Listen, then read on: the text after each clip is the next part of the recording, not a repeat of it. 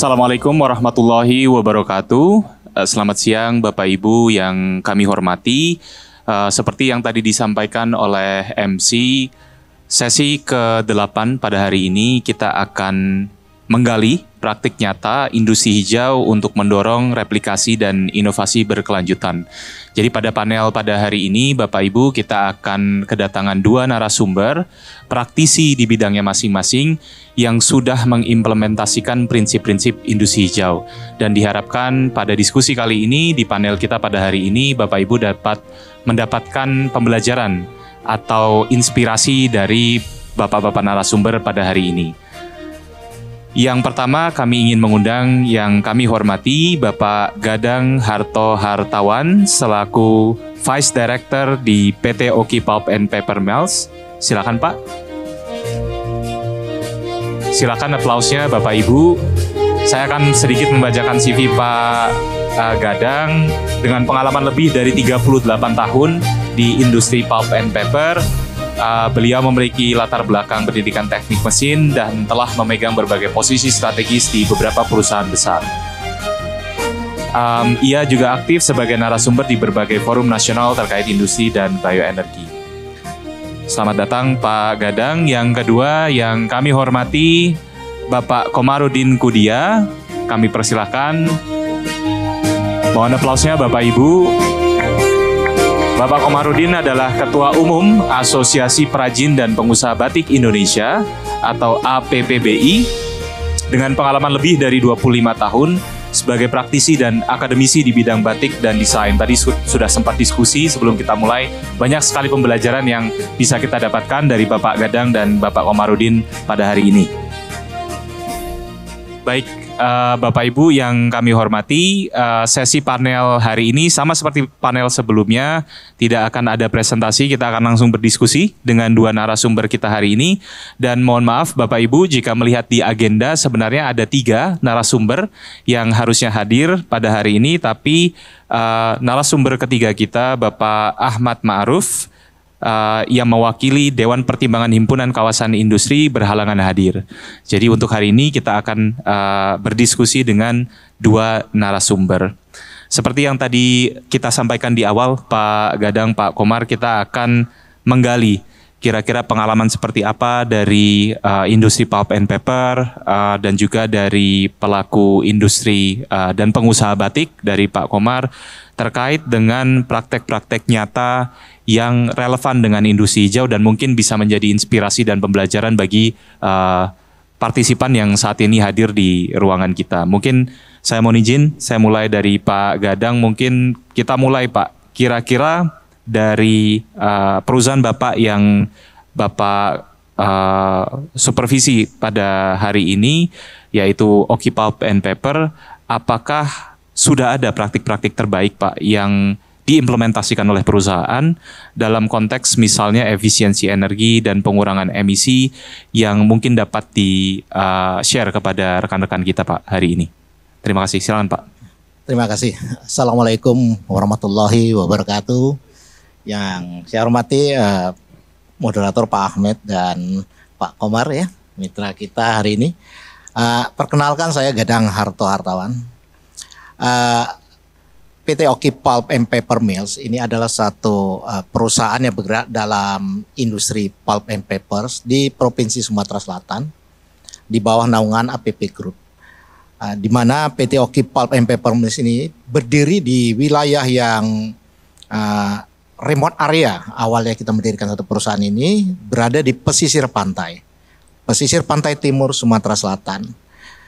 Kami menerapkan teknologi baru di sana Pak, di mana bahwa sumber bahan baku yang dipergunakan ini adalah sumber bahan baku yang merupakan hasil tanaman sendiri. Jadi industri kami itu berada terintegrasi sumber bahan baku, industri, serta sistem transportasi atau sistem untuk marketing produk melalui jalur logistik. Kami memiliki seaport, memiliki jetty dan yang lainnya. Kami sampaikan di sini bahwasanya sumber bahan baku yang merupakan hasil tanaman sendiri ini kita kelola dengan teknologi terbaru di mana kami bisa melakukan efisiensi jauh dibandingkan industri-industri yang sejenis di Indonesia karena kita menerapkan teknologi-teknologi yang terkini. Jadi dari efisiensi penggunaan bahan baku itu nomor satu. Terus yang kedua juga kami sebagai satu industri itu menggunakan hampir 100% energinya berasal dari energi terbarukan, Pak. Industri ini memanfaatkan seluruh sumber energi dari sumber kayu itu sendiri. Jadi kayu itu ada 3 komponen besar di dalamnya. Ada seratnya, seratnya ini merupakan bahan sebagai produk. Kemudian ada kulit kayunya ini sebagai energi untuk bahan bakar. Kemudian ada komponen organik atau lignin kita sebut, itu berupa black liquor. Ini menjadi energi di BLRB dan menghasilkan energi untuk pembangkit listrik. Dan satu lagi kami di saat mendirikan, kami menerapkan atau berani melakukan satu penggunaan teknologi yang paling baru, yaitu menggunakan gasification, Pak. Jadi gasification atau bulk gasification ini adalah meng-create gas sintesis yang bersumber dari kulit kayu, di mana dipergunakan bahwa gas sintesis ini dipergunakan sebagai bahan bakar di lime kiln. Kalau kita melihat di industri-industri yang ada di Indonesia seperti industri semen, industri yang lain, lime kiln itu menggunakan energi yang berasal dari energi fosil. Kalau di PT Oki Pulp and Paper Mills itu teknologi yang kami pergunakan adalah menggunakan gas sintesis yang kami create sendiri, dan ini menggunakan sumber dari kulit kayu itu sendiri sebagai bahan bakunya. Jadi kami tidak menggunakan energi fosil di sana, Pak. Teknologi yang kami pergunakan dapat dikatakan hampir 100% menggunakan teknologi yang ramah lingkungan, khususnya terkait renewable energy tadi, sehingga kalau kita melihat potensi pencegahan terjadinya emisi karbon itu bisa sampai hampir 4,2 juta ton per tahun. Ini yang paling signifikan sebenarnya. Nilai-nilai tersebut telah melalui verifikasi dari banyak pihak dan kami bisa menjadi satu industri yang saat ini cukup bersaing, Pak, untuk di kancah dunia, karena memang sistem yang terintegrasi dan teknologi yang kami pergunakan benar-benar teknologi yang ramah lingkungan. Hampir 99% energi berasal dari energi terbarukan yang di-create dari sumber bahan baku itu sendiri. Kemudian selain sumber bahan baku yang kami pergunakan adalah bahan baku yang sustain, berasal dari tanaman sendiri, juga teknologi yang kami pergunakan teknologi yang ramah lingkungan menggunakan sistem renewable energy dengan teknologi yang ada tadi yang saya sebutkan. Dan kami juga mengambil satu sisi bagaimana meng-create semacam kegiatan rehabilitasi yang dimaksud adalah rehabilitasi mangrove, di mana di sini mencerminkan bahwa dalam rangka untuk kegiatan green, tidak serta-merta hanya berupa sumber bahan baku, kemudian teknologi, tapi ada tindakan yang kita lakukan untuk bisa menciptakan semacam hutan abadi gitu. Kami melakukan kegiatan rehabilitasi mangrove di sini. Kalau kita melihat di sini ada di slide-nya kegiatan rehabilitasi mangrove. Ini kita melihat kami sudah melakukan kegiatan rehabilitasi mangrove lebih dari 450 hektar dari tahun 2018. Artinya apa? Tidak hanya kami menghindari pencemaran CO2, tapi kami juga membuat satu sistem rehabilitasi mangrove yang bisa menyerap CO2, Pak, berubah menjadi hutan bakau.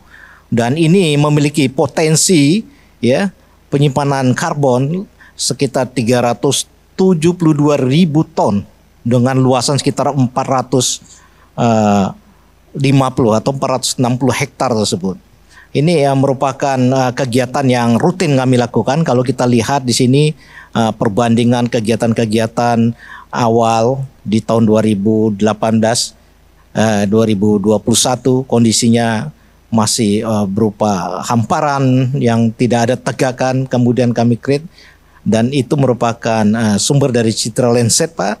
Di tahun 2024 kondisi sudah menghijau dan saat ini menjadi satu hamparan mangrove yang luas dan sangat menarik untuk dijadikan tempat wisata atau tempat studi untuk pembelajaran mahasiswa-mahasiswa kehutanan di sana. Ya. Dan kegiatan ini menjadi semacam kegiatan rutin yang dilakukan oleh karyawan, bagaimana tidak hanya melakukan kegiatan memproduksi tapi juga melakukan kegiatan membudayakan cara bertanam, merehabilitasi sehingga memiliki mindset yang jauh ke depan untuk bisa menjaga lingkungan. Sementara itu yang bisa kami sampaikan, Bapak Moderator. Semoga bisa ada interaktif komunikasi yang bisa kami sampaikan dan kami tanggapi hari ini. Terima kasih. Assalamualaikum warahmatullahi wabarakatuh. Waalaikumsalam warahmatullahi wabarakatuh. Baik, terima kasih banyak Pak Gadang. Sebelum saya ke Pak Komar, mungkin tadi sedikit recap begitu ya Pak. Sudah banyak sekali ternyata yang dilakukan oleh perusahaan. Salah satu kunci dari efisiensi yang dilakukan tadi adalah membangun sistem yang terintegrasi, tadi mungkin kata kuncinya ya Pak. Ketika sistem itu sudah terintegrasi dari bahan baku, logistik, produksi, itu akan meningkatkan efisiensi produksi dari perusahaan. Yang kedua yang menarik tadi sudah hampir 100% ya Pak ya penggunaan energi terbarukan, dan ini mungkin kalau kita bedah penggunaan hampir seluruh aspek dari bahan baku tadi ya, dari kulit kayunya sendiri dan sebagainya, dan ini digunakan untuk beberapa hal. Tadi ada untuk sumber energi listriknya kalau tidak salah, lalu dari gasifikasi juga ya Pak ya untuk digunakan oleh perusahaan, dan di luar daripada itu secara produksi internal perusahaan juga berkontribusi terhadap eksternal, jadi terhadap lingkungannya melalui program rehabilitasi mangrove yang tadi sudah disampaikan lebih dari 450 hektar ya Pak. Dan ini bagian dari tadi Bapak sampaikan, Pak Gadang sampaikan, menciptakan budaya yang nantinya akan berdampak ke masa depan. Nanti mohon izin Pak, kami ada pertanyaan follow up terkait bagaimana sebenarnya cara perusahaan membangun budaya itu. Tapi sebelumnya saya ke Pak Komar dulu. Tadi kita juga sudah sempat diskusi cukup panjang Pak sambil menunggu panel kita dimulai. Mungkin bisa di-share kepada partisipan pada hari ini juga Pak, pengetahuan dan pengalaman yang Pak Komar miliki, terutama bagaimana pelaku dan pengusaha dan pengrajin batik ini ya Pak dalam menerapkan prinsip industri hijau. Silakan Pak Komar. Baik, bismillahirrahmanirrahim. Assalamualaikum warahmatullahi wabarakatuh. Selamat siang, salam sejahtera untuk kita semuanya. Yang sama-sama kita hormati narasumber kita Pak Gadang, hartawan, kemudian juga moderator kita Pak Ahmed Sahramedianto. Juga selamat siang semuanya untuk yang hadir di siang hari ini. Saya mewakili Asosiasi Perajin dan Pengusaha Batik Indonesia. Jadi izin dalam kesempatan ini pun saya ingin menyampaikan sosialisasi tentang perbedaan batik dan bukan batik dulu ya Pak ya. Izin sebentar sesaat aja. Banyak di antara kita yang masih belum mengenal mana yang batik, mana yang tiruan batik. Nah, jadi secara umum kalau batik itu secara proses harus menggunakan lilin panas sebagai perintang warna. Nah, ketika kita melihat kain-kain bercorak batik namun secara proses tidak menggunakan lilin panas sebagai perintang warnanya, mohon maaf, itu tidak bisa dikategorikan sebagai produk batik. Terlepas dari ada makna simbolik, filosofis dan segala macam. Hanya kami berbeda nanti kelompoknya. Kalau kami perajin batik itu yang menggunakan teknik batik tulis, batik cap. Sementara yang tekstil bercorak batik itu masuknya ke API, Pak. Asosiasi Perstekstilan Indonesia gitulah. Ya, kurang lebih seperti itu. Baik, bagaimana peran APPBI dalam kaitannya industri hijau ini? Jadi ceritanya kami itu pernah diminta oleh Kementerian Perindustrian sebelum melangkah ke industri hijau itu kami melakukan namanya batik ramah lingkungan, Pak Ahmed. Jadi kenapa batik ramah lingkungan? Karena kalau misalkan untuk industri hijau persyaratannya udah cukup berat sekali, ya. Kebetulan tadi saya juga mengikuti ya sahabat saya, saudara saya yang Pak Haji Karim itu dari Batik Paradise. Beliau sih secara secara finansial cukup untuk membangun IPAL, instalasi pengolahan air limbahnya. Jadi cukup mapan sekali gitu loh. Nah, sementara kalau perajin-perajin UKM batik yang konon kurang lebih kami itu anggotanya 130.000 dari Sabang sampai Merauke. UKM batik itu tidak mampu kalau IPAL-nya itu dikelola secara manajemen IPAL yang lengkap gitu. Namun kami mengawalinya dengan batik ramah lingkungan yang nanti menuju ke industri hijau. Itu yang pertama kami mensosialisasikan tentang good housekeepingnya. Bagaimana memanage ketika membeli bahan baku, kemudian memotong bahan baku. Jadi tata kelola di produksi awal itu sudah menggunakan tahapan yang benar gitu, Pak. Diajari dulu perilaku memotong bahan, menyimpan bahan, kemudian juga ketika memproduksi gitu kan itu harus benar. Yang berikutnya kita mengajarkan kepada environment oriented cost management. Jadi jangan sampai ada hal-hal yang terbuang percuma gitu loh. Nah, ini tugas kami selalu ketika diberikan kesempatan untuk datang dari Sabang sampai Merauke itu kami mengajarkan itu. Dan yang terakhir ini yang kita sering mendengar adanya pencemaran lingkungan yang diakibatkan oleh perajin batik. Bahkan kadang-kadang kalau sungainya berwarna artinya industri batiknya di situ sedang bagus, sedang tumbuh, ya, gitu kan. Sebenarnya itu kan suatu hal yang jelek gitu ya dengan bahasa seperti itu. Nah, di antaranya yang terakhir itu adalah chemical management. Jadi karena jujur seluruh perajin batik itu kalau dikatakan 80% masih menggunakan chemicalnya itu yang bukan alami, ya. Jadi kita menggunakan kimia buatan gitu ya. Nah, jadi mau tidak mau ketika hasil produksinya itu karena itu sintetik, pewarna sintetik harus diolah mestinya. Dan alhamdulillah di akhir tahun 2023 APPBI menemukan alat yaitu disebutnya Alimba.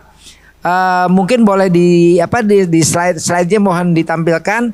Kita alat itu ya dengan harga yang sangat murah, namun nilai manfaatnya cukup luar biasa, Pak. Jadi alatnya sederhana. Ya, kita tidak mengolah dengan teknologi yang terlalu terlalu tinggi, tapi kita paling tidak kita sudah 3R sudah kita penuhi.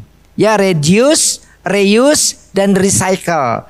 Nah, ini alatnya seperti yang bisa dilihat di slide ini. Kemudian izin next kita lihat videonya, ya. Nah, dijalankan ini videonya. Di play. Nah, jadi ini alat ini sederhana sekali, ya.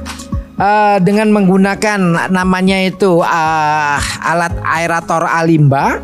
Kemudian kita air limbah ini ya dengan menggunakan aerator itu ya. diaerasi, kemudian setelah diaerasi kurang lebih 15 menit lah kurang lebih ya. Kemudian kita beri campuran chemicalnya, ada soda caustic, ada kapur gitu kan. Nah kemudian kita ukur dissolve oksigennya. Nah kita campur dengan pastanya, kita aduk. Nah hanya ini masih menggunakan manual Pak. Kenapa manual? Karena kalau sudah menggunakan teknologi yang kita tingkatkan, misalkan sudah dengan mesin, maka konsekuensinya harganya akan meningkat. Nah kurang lebih diaduk dengan adukan kayu, kemudian kita tunggu. Beberapa saat kemudian akan terpisah antara sludge, lumpur pewarnanya, kemudian air yang beningnya itu akan di permukaan atas.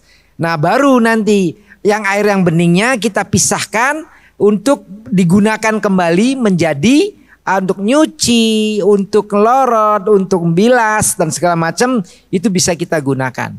Sementara itu dulu, nanti kita lanjutkan. Baik, terima kasih Pak Komar. Menarik sekali nih. Alatnya Alimba namanya, aerator pengolah limbah cair ya.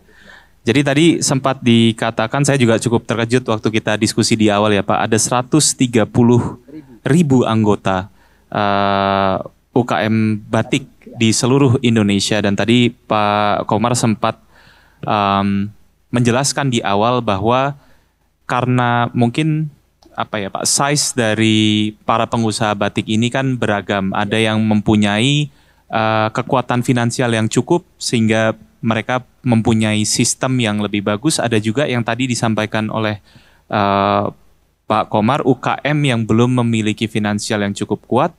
Mereka tapi sudah bisa berinisiatif tadi dari sisi tata kelola, bahkan ada semacam SOP mungkin ya Pak ya, memotong, menyimpan produksi.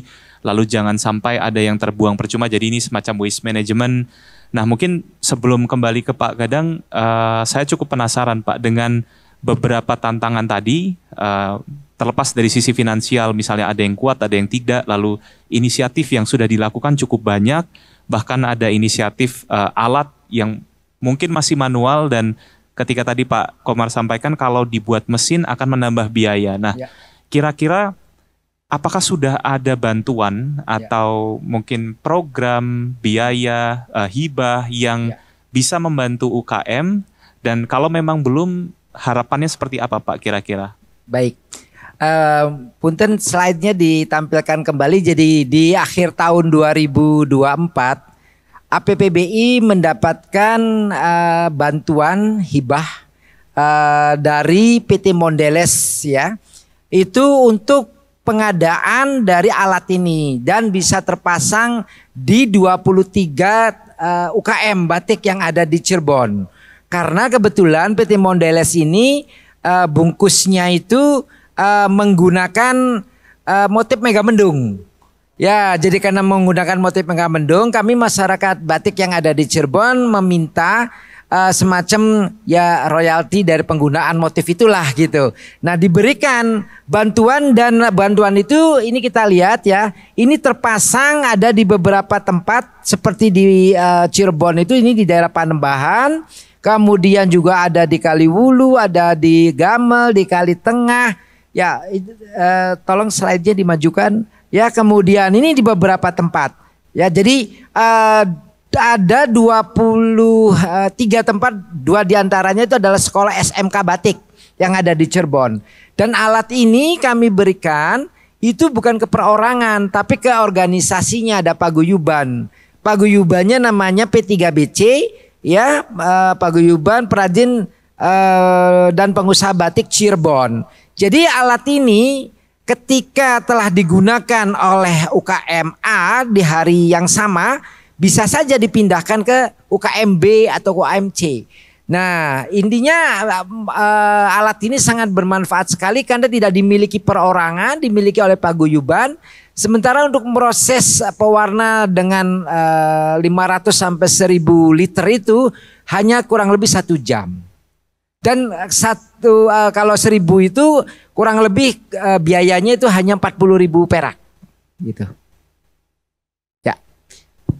apakah ada harapan Pak Oh iya, misalnya? ya harapannya sebelumnya di tahun 2024 itu harapannya akan digunakan oleh beberapa dinas-dinas perindustrian dan perdagangan yang memiliki UKM batik di berbagai daerah. Namun ketika ada isu atau memang kenyataannya ada efisiensi, maka semua yang telah menjanjikan akan menggunakan alat itu semua bilang, Pak mohon maaf kita tidak bisa melanjutkan program untuk pengadaan dari alat tersebut. Padahal alat ini murah sekali, hanya 30 juta ya, 30 juta rupiah, kemudian juga untuk maintenance-nya dan segala macamnya itu sangat mudah sekali gitu.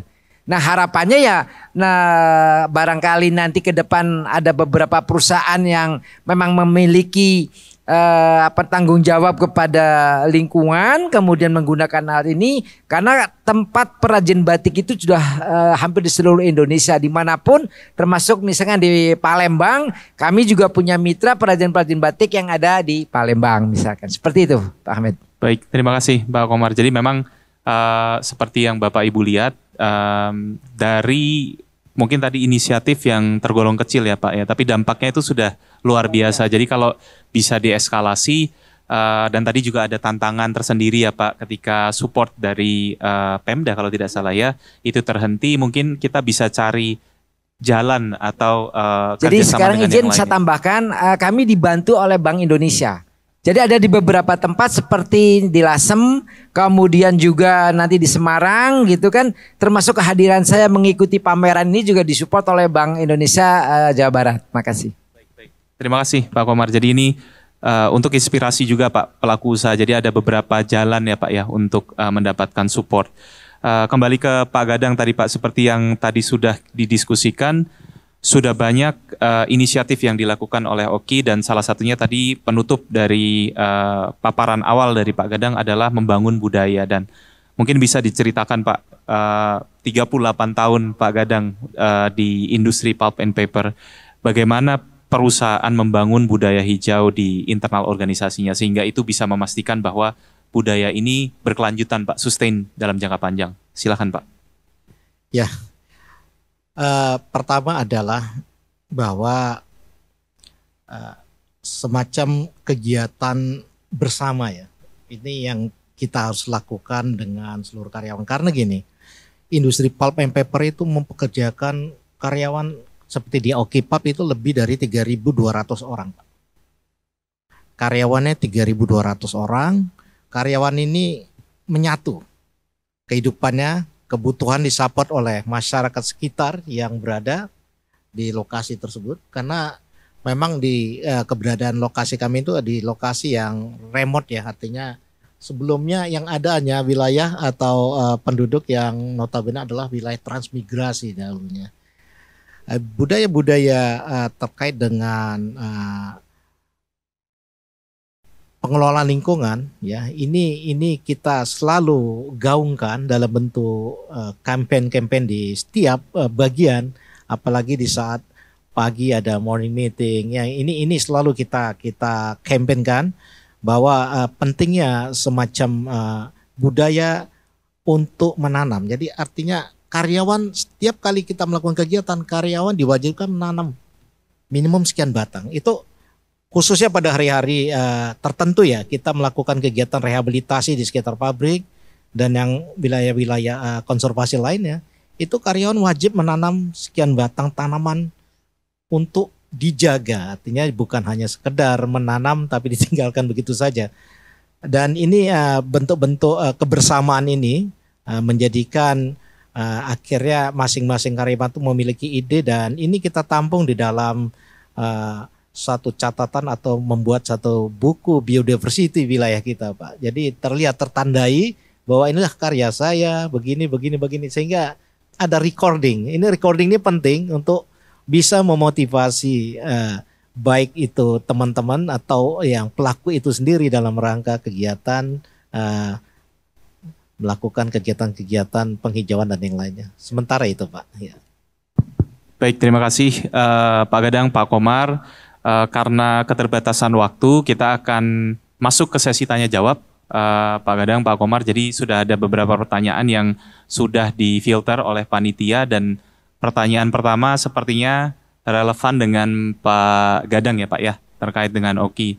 Nah ini cukup menarik pertanyaannya karena saya juga penasaran apakah penggunaan renewable energy di PT Oki tersebut berdampak terhadap cost production, seberapa besar manfaatnya terhadap peningkatan daya saing perusahaan. Karena tadi saya ingat Pak Gadang di awal sempat menyatakan bahwa beberapa perusahaan lain sebenarnya masih banyak menggunakan fosil fuel ya Pak ya. Lalu PT Oki sudah hampir 100% renewable. Dan yang kedua ada poin di mana Bapak menyampaikan ada peningkatan competitiveness sebenarnya.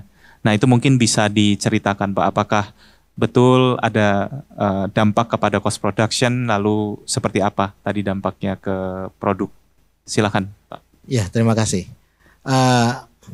Malah sebenarnya kalau kita menggunakan energi fosil ini biayanya akan lebih besar. Ya, jadi potensi atau gap biaya menggunakan energi fosil dengan energi terbarukan ini sebenarnya ini potensi efisiensi cost sebenarnya. Ya, contohnya ya. Nah, sebelumnya lime kiln itu berbahan bakar energi fosil Pak. Sekarang kita menggunakan energi yang sintetik gas, kita generate sendiri dari kulit kayu. Ini kosnya bisa 1:20 Pak. Perbedaannya luar biasa. Artinya harapannya dan kita sudah melihat kesuksesan penggunaan teknologi gasification untuk keperluan lime kiln ini sudah mulai merambat ke industri-industri yang lain karena melihat. Karena kami pioner dalam rangka melakukan tersebut Pak. Awalnya tidak ada yang berani. Karena ini risk. Kita beli satu investasi, beli satu aset, belum dilakukan dengan skala bisnis, kita sudah melakukan, berani melakukan. Dan ini risk ini menjadi suatu sebenarnya menjadi reference yang bagi industri-industri lainnya tinggal mengikut ya. Loh di sana bisa saving menggunakan lime kiln selama ini bahan bakarnya fosil, sekarang hanya menggunakan bahan bakar dari itu luar biasa. Sebenarnya tadi dari competitive cost tadi energi terbarukan ini bisa lebih murah kalau kita bisa menyiasatinya dan berani melakukan terobosan-terobosan teknologinya Pak. Demikian Pak. Baik, terima kasih Pak Gadang. Jadi sebenarnya anggapan bahwa atau mungkin perspektif dari masyarakat umum kalau nanti satu industri berubah penggunaan energinya itu akan berdampak mungkin lebih mahal begitu ya Pak. Ini sudah terbukti bahwa malah efisiensi ya Pak ya. Dan ini salah satu kunci atau poin yang tadi disampaikan Pak Gadang adalah ketika menjadi pionir itu adalah masa terberat karena kan belum ada yang proven ya Pak ya. Jadi ini gambling begitu, resiko diambil, ternyata ini sudah terbukti dan tinggal industri lain sebenarnya mengikuti seperti itu. Nah pertanyaan kedua ini untuk Pak Komar, bagaimana peran APPBI untuk mendukung IKM batik mengendalikan limbah cair industri batiknya? Menarik nih Pak, silakan Pak Komar. Baik, ini pertanyaan menarik sekali dan alhamdulillah sebenarnya kita sudah melaksanakannya ya dari awal. Dengan ditemukannya alat alimba ini kami terus mensosialisasikan ke beberapa tempat sekaligus juga untuk beberapa daerah yang tidak memiliki kemampuan untuk membeli, kami itu sampai membantu membuatkan proposalnya Pak. Agar proposal itu silakan digunakan dan Anda kirimkan ke dinas ataupun tadi ke beberapa perusahaan yang bisa memberikan CSR-nya lah gitu kan. Nah jadi yang tadi disebutkan yang pertama itu di Jambi misalkan, itu kami buatkan proposalnya dimasukkan ke dinas. Waktu itu belum ada efisiensi kan, dapat 2. Kemudian untuk di beberapa daerah seperti yang di Cirebon itu kan karena APBBI punya kedekatan, kemudian juga menunjukkan bahwa alat ini bisa digunakan, manfaatnya jelas, akhirnya kita mendapatkan bantuan misalkan. Nah, dapat bantuan dari yang tadi disebutkan sama Komar dari Mondelez itu, kami APBBI kan mendapatkan keuntungan. Nah, keuntungan itu kami berikan cuma-cuma ke beberapa perajin batik. Ya, kami bagikan langsung gitu kan, ada 6 itu waktu itu kita bagikan. Jadi artinya peran APBBI itu di samping tadi menemukan alatnya, kemudian juga kita ya turut membagikan dan kalau misalkan ada yang tadi misalnya kami ketemu dengan orang dinas dari Jawa Timur, kami sampaikan bahwa kami memiliki perwakilan di sana gitu kan. Kemudian kami contohkan, nanti ini proposalnya seperti ini, barangkali kalau dinas tidak memiliki kemampuan ya bisa bermitra dengan perusahaan-perusahaan atau tadi yang saya sebutkan dengan Bank Indonesia gitu misalkan. Demikian, makasih. Mungkin satu pertanyaan tambahan Pak. Kalau kita perhatikan tadi kan beberapa inisiatif yang dilakukan, lalu support itu banyak sekali yang sudah dilakukan Pak Komar dan APPBI. Tapi kalau kita lihat dari kacamata pengusahanya atau pengrajinnya, sebenarnya mereka melihat hubungan antara aspek lingkungan, keberlanjutan dengan produksi mereka atau produk mereka itu seperti apa Pak? Ya, jadi selain sebenarnya dari pengolahan limbah, kita kan dari awal penggunaan material lilin juga, yang lilin yang ramah lingkungan gitu kan. Sekarang itu sudah ada dari Balai Besar Batik, kemudian dengan mitranya membuat lilin ramah lingkungan. Kalau mengenai material itu kan kita kan sudah materialnya kan serat alami semuanya sebenarnya ya. Jadi kenapa kalau batik itu tidak bisa kalau ada unsur polyesternya. Jadi mau tidak mau. Kemudian tadi dengan cara penggunaan good housekeepingnya, kemudian penggunaan zat-zat kimia sintetik yang digunakannya, cara menyimpan dan segala macamnya, itu merupakan suatu bagian yang telah kami lakukan sebenarnya. Dan ya kami terus setiap 2 minggu sekali kami mengadakan Zoom meeting. Ya webinar kami undang bukan hanya masalah batik, termasuk lingkungan, termasuk public speaking, apapun kita agar perajin-perajin batik kita itu memiliki daya saing, daya jual dan segala macamnya lah. Kurang lebih seperti itu. Itu peran dari APPBI. Makasih. Baik, terima kasih. Mungkin dari saya pertanyaan terakhir Pak sebelum kita tutup sesi kita hari ini. Tadi saya sebenarnya cukup penasaran ketika sudah banyak inisiatif, itu kan pasti ada titik di mana PT Oki maupun APBBI itu memulai. Dan biasanya ketika mulai itu kan kita menemui banyak tantangan ya Pak. Tadi kita sudah bicara budaya, lalu kesulitan dari internal maupun eksternal dari asosiasi begitu. Nah, kira-kira tantangan terbesarnya dari sisi perusahaan Bapak, Pak Gadang, Pak Oki, lalu juga dari asosiasi seperti apa? Mungkin kalau di gambaran saya, kalau dari asosiasi ada pengusaha atau pengrajin yang mungkin merasa bahwa menerapkan aspek ramah lingkungan itu berat bagi mereka. Mungkin ada seperti itu. Nah, dari Pak Gadang sendiri mungkin dari tantangannya, apakah dari berapa tadi? 3.200 ya Pak ya, 3.200 pekerja. Apakah semuanya langsung dapat menerima visi seperti itu Pak? Jadi tantangannya dari awal itu membangun dan memainstreamkan ya Pak ya, pola-pola pekerjaan seperti ini atau visi seperti ini tuh tantangannya seperti apa, dan mungkin bisa disampaikan ke partisipan hari ini tips-tipsnya Pak untuk memastikan bahwa itu berjalan. Mungkin silakan Pak Gadang lalu Pak Komar. Terima kasih.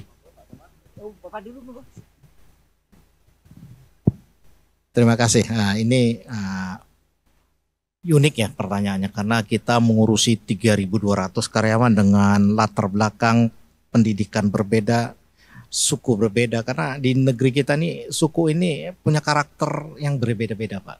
Budayanya berbeda-beda. Untuk menseragamkan ini butuh waktu memang. Ya.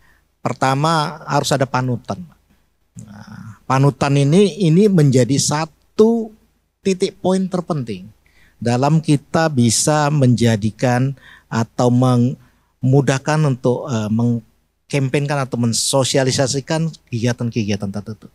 Kalau tidak ada panutan, tidak ada satu yang bisa memberikan contoh, ini agak sulit pertama. Jadi memang sejak awal kebenaran saya itu pelaku dari awal kegiatan industri ini, sehingga saya selalu memberikan contoh-contoh, ini loh tahapan-tahapan yang harus kita lakukan walaupun ini bukan yang namanya suatu kewajiban atau mandatori, tapi karena ini ke depan akan menjadi isu besar, kita feeling kita sudah tunjukkan ke sana dan kita melakukan contoh-contoh dan ini menjadi panutan dan memudahkan bagi kita untuk memberikan penekanan ataupun memberikan keyakinan ke karyawan kita untuk bisa melakukan yang terbaik untuk bumi ini, Pak. Terima kasih. Silakan, Pak Komar. Baik, Pak Ahmed. Jadi kami pun anggota APPBI, para perajin atau UKM batiknya, awalnya dengan pemerintah menerapkan industri hijau itu sangat pada penolakan.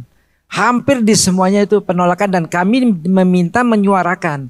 Tapi ketika dia keawali dari batik ramah lingkungan dulu, ya itu dibuatkan petunjuknya, bikin buku dan tadi dibilang ada SOP dan segala macam. Mereka lama-kelamaan tuh mengerti gitu loh. Kemudian ini memang bukan kewajiban ya, bukan keharusan yang mutlak gitu. Kita sudah banyak contohnya. Kalau yang mengolah limbahnya seperti yang dilakukan oleh Paradise, silakan.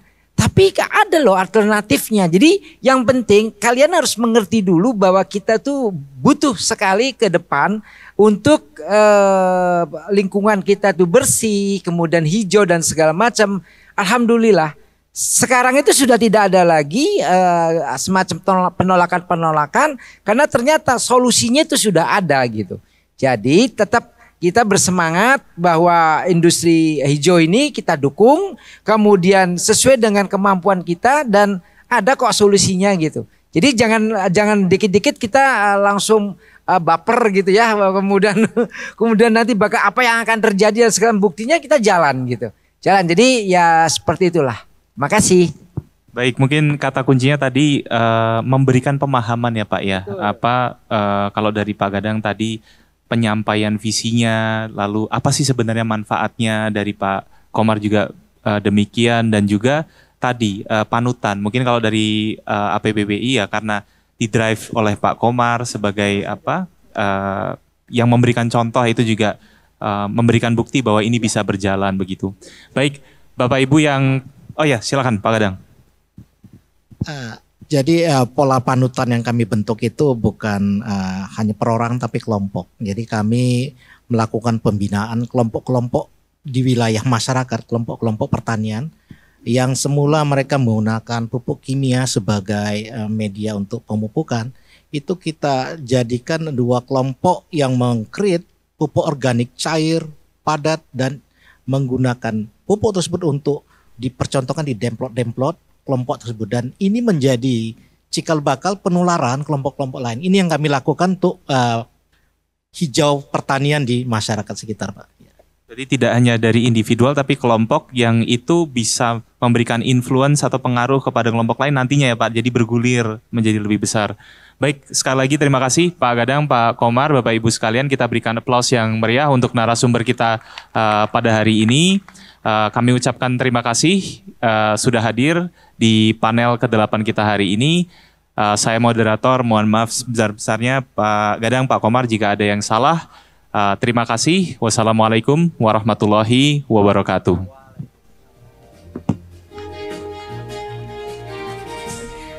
Terima kasih tentunya kepada para narasumber kita dan juga moderator kita, Bapak Ahmed Syahram Edianto sebagai Country Coordinator dari ITP UNOPS. Mohon berkenan untuk tetap berada di atas panggung. Untuk selanjutnya kami mengundang Kepala Pusat Industri Hijau, Bapak Apit Priyanugraha, untuk dapat memberikan token of appreciation di atas panggung kepada para narasumber serta moderator kita. Silakan Pak.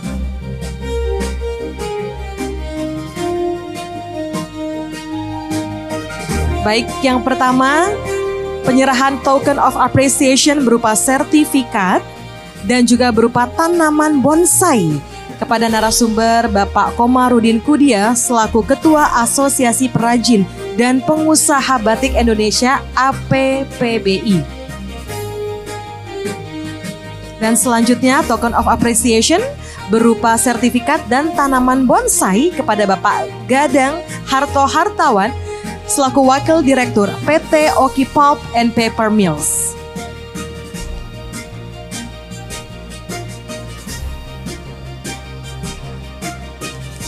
Dan selanjutnya, token of appreciation kepada moderator Bapak Ahmad Syahram Edianto selaku Country Coordinator ITP UNOPS.